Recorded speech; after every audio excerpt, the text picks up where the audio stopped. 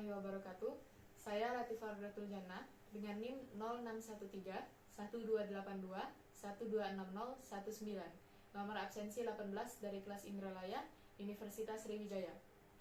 Baiklah, di sini saya akan melakukan percobaan mandiri mengenai cahaya untuk memenuhi tugas praktikum mandiri dari Bapak Ibu dosen pengampu mata kuliah Konsep Dasar Fisika dalam IPA SD. Selamat menyaksikan.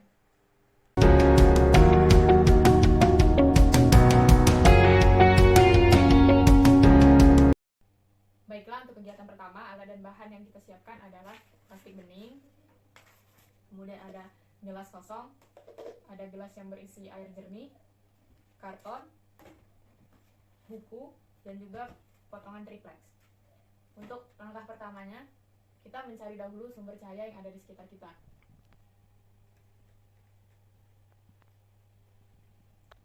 Kemudian apabila kita sudah mengetahui sumber cahaya tersebut, kita amati dan juga kita siapkan plastik bening untuk melihat apakah cahaya ini tembus atau tidak. Kita taruhkan di depan mata, kemudian kita arahkan ke sumber cahaya. Di sini sumber cahayanya masih tembus untuk plastik bening. Kemudian yang kedua ada gelas kosong. Kita arahkan lagi ke sumber cahaya dan taruhkan di depan mata. Ini juga masih tembus. Kemudian ada gelas yang berisi air jernih. Kita arahkan ke sumber cahaya. Di sini masih terlihat sumber cahayanya. Kemudian ada kertas karton. Masih dengan langkah yang sama, kita arahkan. Di sini kita dapat melihat bahwa cahayanya ini tidak dapat tembus atau sukar untuk tembus. Kemudian buku kita arahkan juga. Di sini cahayanya tidak tembus. Kemudian yang terakhir potongan triplex. Sama seperti buku dan karton, potongan triplex juga tidak dapat menembus cahaya yang berasal dari lampu.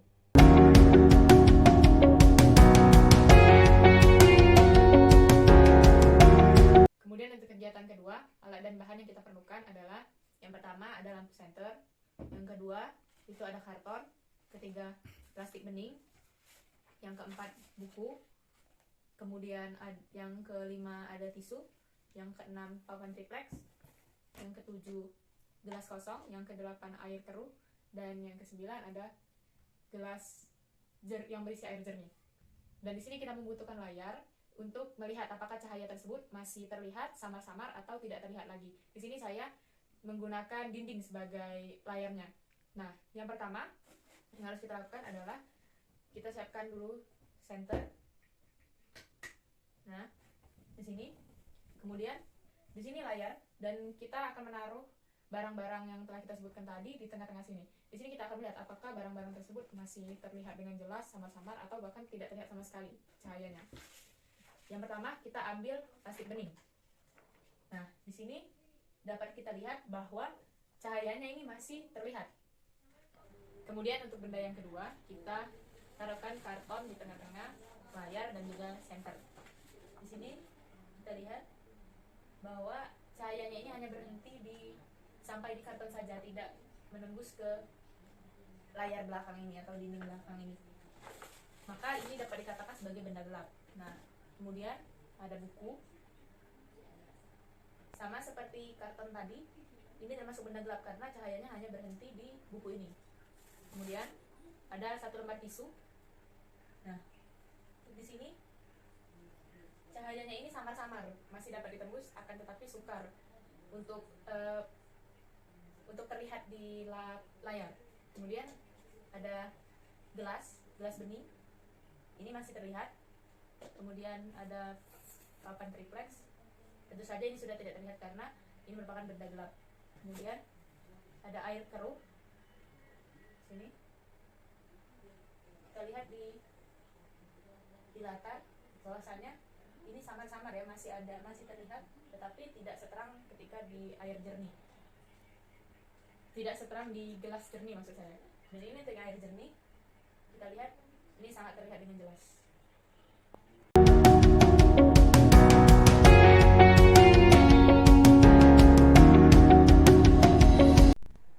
Untuk kegiatan 3 ini kita memerlukan bahan-bahan seperti air jernih, kemudian ada air keruh, senter, sendok, dan juga layar. Nah, Untuk tahap pertama, kita letakkan dulu gelas yang berisi air jernih ini di depan senter. Kita hidupkan senternya. Nah, kita amati di sini kan cahayanya masih sangat jelas ya terlihat di layar. Kemudian kita masukkan air keruh ini 1 sendok perlahan. Nah, di sini kita lihat bahwasannya untuk cahaya yang terlihat ini masih jelas ya. Kemudian kita tambahkan lagi 1 sendok. 1 sendok.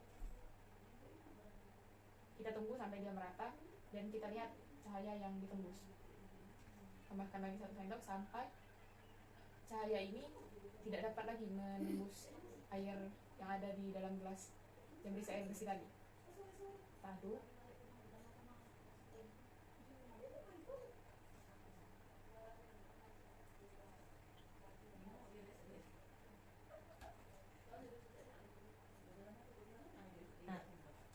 maka dapat kita lihat di sini di air yang berisi gelas bersih tadi, setelah kita campurkan dengan air keruh, ya ini intensitas cahaya yang terbiaskan dari air ini semakin kecil karena airnya ini sudah berubah menjadi air yang keruh.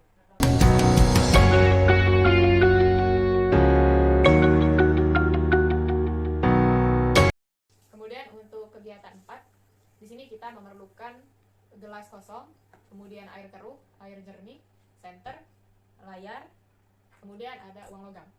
Nah, untuk tahap pertama, kita masukkan dulu uang logam ini ke dalam gelas jernih. Kemudian kita masukkan air keruhnya ini 1/4. Nah, kita nyalakan senter. Kemudian kita lihat apakah uang logam tadi terlihat atau tidak. Nah,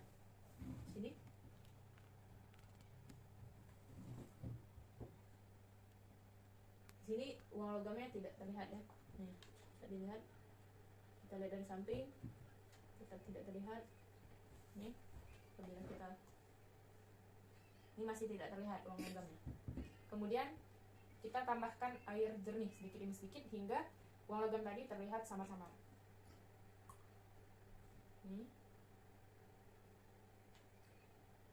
Nah, di sini dapat kita lihat bahwasannya uang logamnya ini terlihat walaupun samar-samar.